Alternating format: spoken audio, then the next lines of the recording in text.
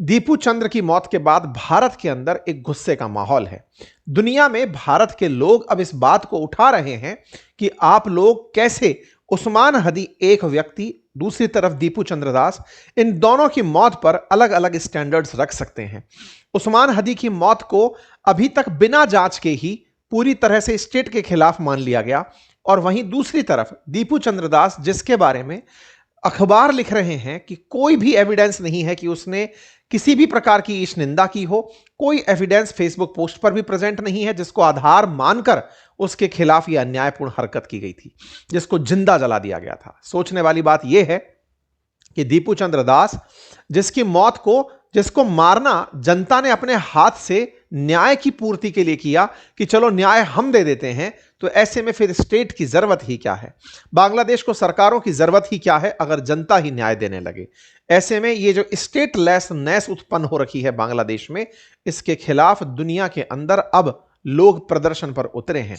बांग्लादेश की तरफ से भी यह बात स्थापित हुई है कि उस्मान हदी की मौत का अभी तक कोई भी भारत से कनेक्शन नहीं मिला है। बांग्लादेश के हिंदू सड़कों पर उतर करके न्याय की मांग कर रहे हैं।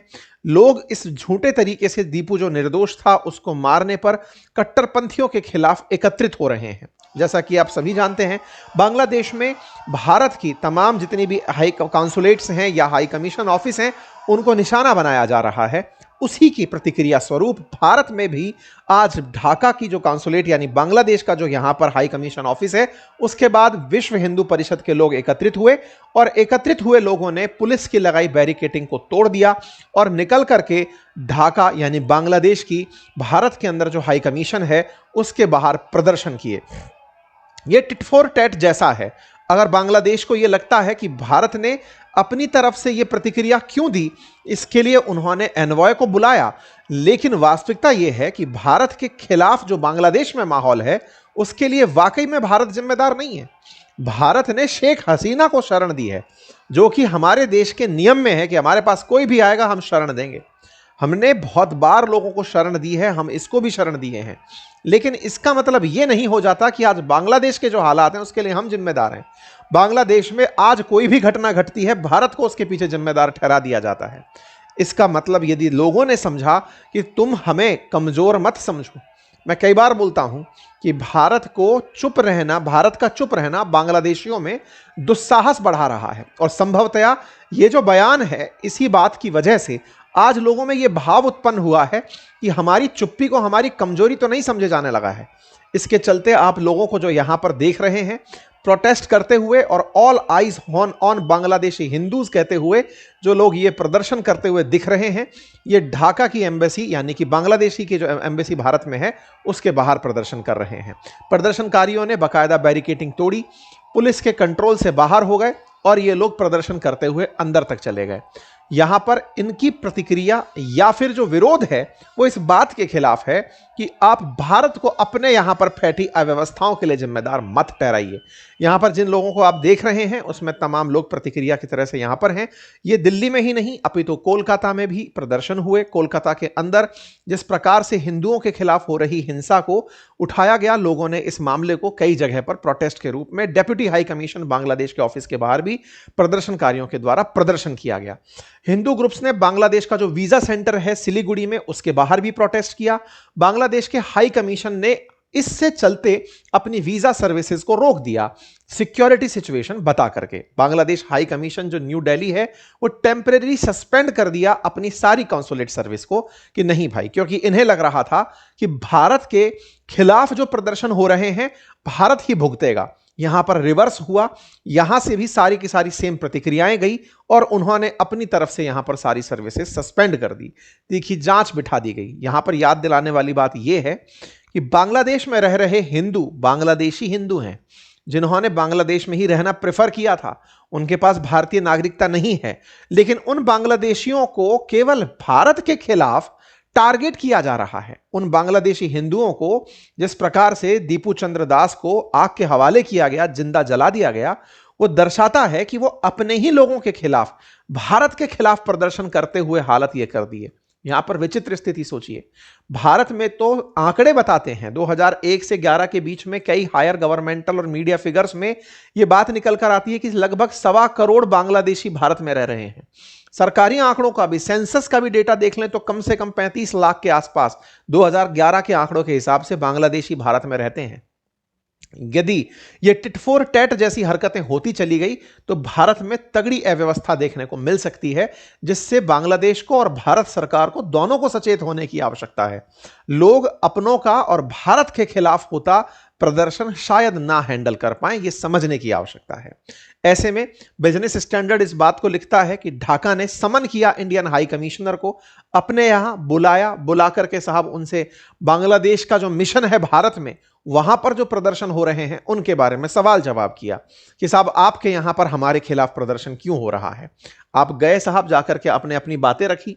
भारत के जो एनवॉय हैं प्रणय वर्मा, उन्होंने अपनी बातचीत वहां रखी कि साहब ये तो टिट फॉर टैट जैसी बात है, जैसा आप कर रहे हैं वैसा आपको देखने को मिल रहा है। खैर, तमाम तरह की चीजों के बीच में दीपू चंद्र दास की मौत के बाद से तमाम प्रकार की बातें जो निकल कर आई, उनमें सबसे पहली बात, कोई एविडेंस इस बात का नहीं था। दूसरी बात, बांग्लादेश के अंदर राजनीतिक हिंसा आज का नहीं, बड़ा पुराना इतिहास रखा है। बांग्लादेश के अंदर विरोधियों को गोली से मरवा देना, उन पर हमले हो जाना इतिहास में रहा है। ऐसे में ये जो छात्र नेता हैं, इन छात्र नेताओं ने, जिन्होंने शेख हसीना को पद से हटा दिया, इन्होंने अपनी एक पार्टी बनाई एनसीपी। अभी इसी एनसीपी पार्टी के एक नेता पर फिर से गोली से हमला कर दिया गया, उसको भी हेडशॉट हुआ, उसकी भी सुर्खी कल बनी। फिर जैसे उस्मान हदी की मौत पर रुदन हुआ था, इसकी मौत पर भी, इसको गोली लगने पर भी, हालांकि अभी क्रिटिकल कंडीशन से बाहर है, ऐसे में इसको गोली लगने पर भी रुदन होना शुरू हुआ। ये तो बांग्लादेश के अंदर मारने वाला कार्यकर्ता वो पकड़ा गया, जिसने इस तरह की हरकत करी वो पकड़ा गया। इससे बांग्लादेश में फिर से भारत के खिलाफ इस प्रकार का प्रदर्शन जगह नहीं ले पाया। लेकिन यह बात समझने की है कि बांग्लादेश में यह पुराना इतिहास रहा है कि वहां अगर आपको लग रहा है कि आप सत्ता के नजदीक हो तो विपक्ष में या फिर जो आपसे खुश नहीं है वहां पर हमला करना अपनी नेचर मानते हैं। ऐसे में बिना एविडेंस के ही भारत के खिलाफ बांग्लादेश का जो ये रुख था, ये भारत के लिए भी चिंता का विषय था और उन तमाम पश्चिमी देशों के लिए भी चिंता का विषय था जो कि अपना रुदन मचाए हुए हैं। यूएन ह्यूमन राइट को उठाकर देखिए, उन्होंने उस्मान हदी की मौत पर चिंता व्यक्त की, लेकिन उनके द्वारा एक भी बयान, इस बयान के अंदर एक भी लाइन दीपू चंद्र के प्रति नहीं थी। यहां पर everyone should refrain from violence लिखा था, लेकिन दीपू चंद्र का नाम नहीं था। यह दर्शाता है कि कहीं ना कहीं भारत अपनी बातों को रखने में पिछड़ रहा है। हालांकि ट्विटर ने यूएनएचआरसी के इस बयान पर अपनी तरफ से ही कम्युनिटी नोट लगा दिया और कहा कि उस्मान हदी भारत के खिलाफ बयान देता था, भारत के खिलाफ इस तरह से सोचता था कि वो कुछ बोलेगा और भारत चुप रहेगा। मेरे प्यारे साथियों, भारत की जनता चुप नहीं रह सकती। भारत के खिलाफ जो भी इस तरह के बयान करेगा, उन्हें सोचने की आवश्यकता है। लोग प्रतिक्रिया स्वरूप बाहर निकलेंगे और वो निकल कर आए। यहां पर एक बात और जानने की है, दुनिया में भारत को अपना स्टैंड रखना होगा। यह बात कहीं ना कहीं अब हमारी विदेश नीति के अराउंड खड़ी होने लगी है। भारत किन मसलों पर बांग्लादेश के सामने चुप बैठा है, यह बात हमें समझनी होगी। क्या हम यह सोच करके कि रिश्ते और खराब ना हो जाएं, हमने पहले ही शेख हसीना को शरण दे करके अंतर्राष्ट्रीय प्रेशर से अपने आप को बचा रखा है? कहीं ऐसा ना हो कि हम बांग्लादेश के खिलाफ कुछ बोलने लगें, ऐसे में दुनिया से हमारे ऊपर प्रेशर आने लगे कि आप शेख हसीना को छोड़ो, अदरवाइज हम आपके खिलाफ किसी प्रकार का प्रतिबंध प्रस्तावित कर देंगे। आज भारत इस मसले को क्या इस डर से कि शेख हसीना को बचाने की कीमत भारत को चुकानी ना पड़ जाए, अभी फिलहाल के लिए बांग्लादेश से रिश्ते खराब हैं तो झेल लेंगे, कल को अमेरिका इस बात पर बीच बचाव करने उतर आए कि आपको शेख हसीना को भेजना होगा, अन्यथा हम आपके साथ इस तरह की प्रतिक्रिया देंगे, क्या भारत उन चीजों से डर करके पीछे बैठा है? यह बड़ा सवाल है। हालांकि हिंदुओं के खिलाफ हो रही इस प्रकार की हिंसा पर दुनिया भर से अब प्रतिक्रियाएं आने लगी हैं। रिपब्लिकन्स के द्वारा इस तरह की बातें यूएस रिप्रेजेंटेटिव्स के द्वारा उठाई जाना शुरू हुई हैं, यूके में उठना शुरू हुई हैं, कनाडा में उठना शुरू हुई हैं। दुनिया भर से अब प्रतिक्रियाएं बांग्लादेश में जो हिंसा हो रही हैं उन पर आना शुरू हुई है। इस पर चर्चा निकल कर आ रही है कि भाई जिस प्रकार से हिंदुओं के खिलाफ टारगेटेड तरीके से बांग्लादेश में प्रतिक्रियाएं चल रही हैं वो दुनिया के लिए अच्छी नहीं है। इसी बात पर शेख हसीना का भी एक बयान बाहर निकल कर आया।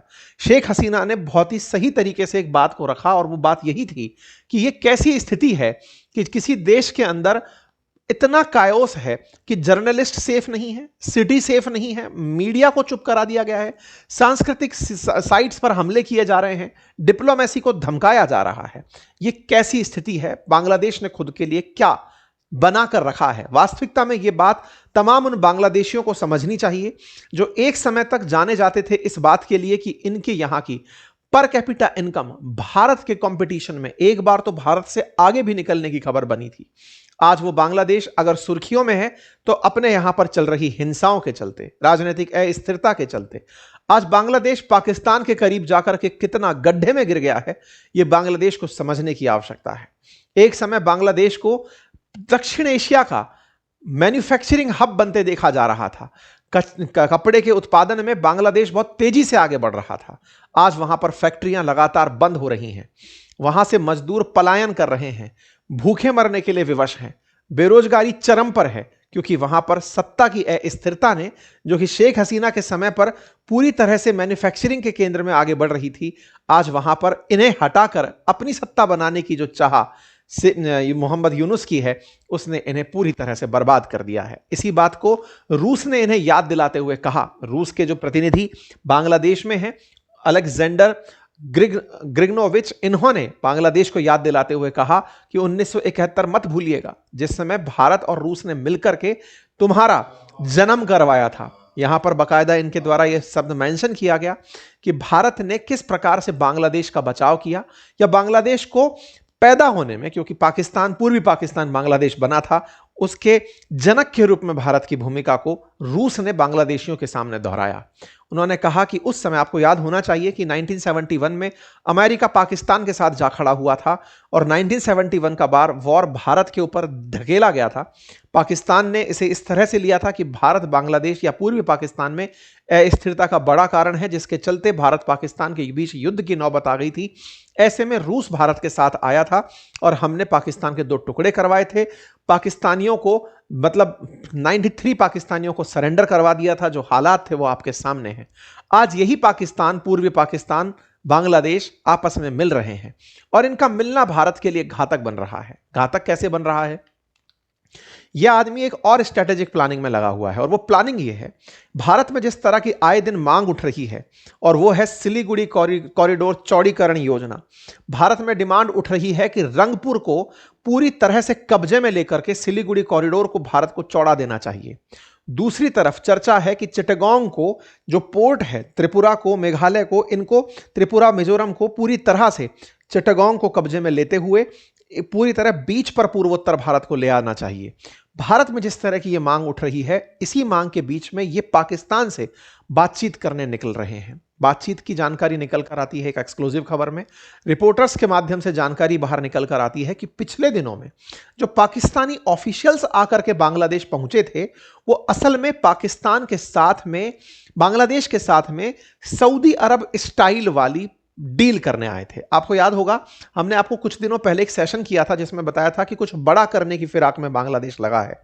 मैंने लगभग 1.5 महीने पहले आपको यह खबर दी थी जिसमें बताया था कि पाकिस्तानी युद्धपोत, पाकिस्तान के बड़े सेना के अधिकारी बांग्लादेश में पहुंचने लगे हुए हैं। ऐसे में जानकारी निकल कर आती है कि बांग्लादेश और पाकिस्तान मिलकर एक ऐसी डिफेंस पैक्ट की तैयारी कर रहे हैं जिस तरह इन्होंने सऊदी के साथ की थी। सऊदी के साथ पैक्ट यह था पाकिस्तानियों का कि अगर सऊदी पर हमला होगा तो पाकिस्तान उसका साथ देगा, और पाकिस्तान पर हमला होगा तो सऊदी उसका साथ देगा।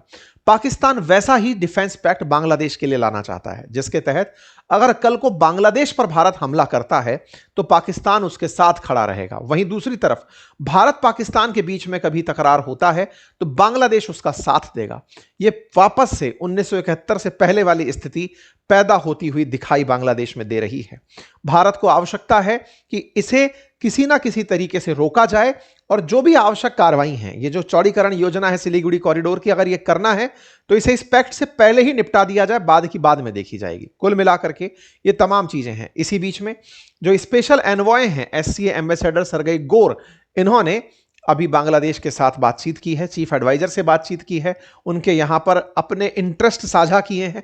अमेरिका इस मामले में पूरी तरह चुप बैठा है, उसकी कोई प्रतिक्रिया नहीं है। यह बात अत्यंत ही समस्त भारतीयों को समझने की है कि बांग्लादेश के साथ जो कर रहा है अमेरिका, वो अपने स्ट्रेटेजिक हितों को बचाने के लिए, ताकि बांग्लादेश को वो अपने लिए यूज करके म्यांमार, भारत और भविष्य में चाइना के खिलाफ यूज कर सके। ये हमें समझने की आवश्यकता है। विदेश नीति पर निश्चित ही जो देश के बड़े जानकार हैं वो कोई बड़ा फैसला लेंगे, लेकिन समस्त भारतीय उनसे बड़ी उम्मीदें लगाए बैठे हैं। आप लोगों को क्या लगता है? अपनी राय जरूर कमेंट बॉक्स में दीजिए।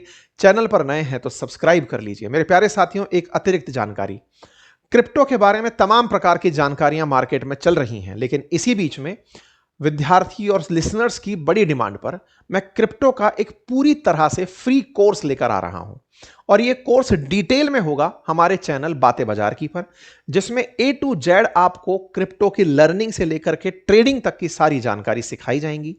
पूरी एक लेक्चर सीरीज आपके सामने आ रही है। बातें बाजार की चैनल पर जाकर के आप उस लेक्चर सीरीज को देख पाएंगे।